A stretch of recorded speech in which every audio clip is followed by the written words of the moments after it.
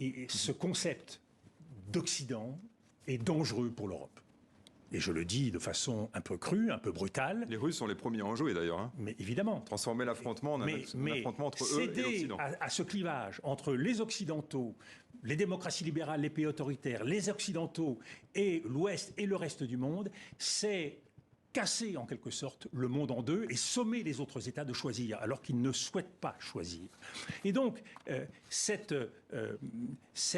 impérialisme qu'on a souvent reproché à l'Occident, entre guillemets, cet impérialisme économique, cet impérialisme culturel, cette domination religieuse, l'esprit des croisades, si nous voulons en sortir de cette diabolisation du monde, pour montrer que le monde est à la fois plus complexe, mais surtout que l'Europe en a tiré les leçons.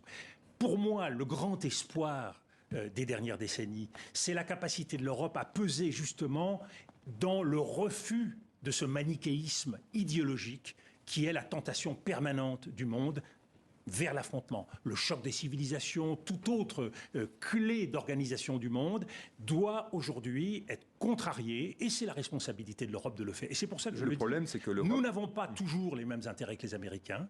Nous avons vocation à prendre notre avenir en main et à ce titre, à peser justement à chaque fois que nous voyons ces clivages, ces antagonismes, ces bellicismes, ces militarismes s'exprimer, à faire en sorte que les passions puissent s'apaiser et montrer que nous, justement, nous prenons en compte d'autres clivages.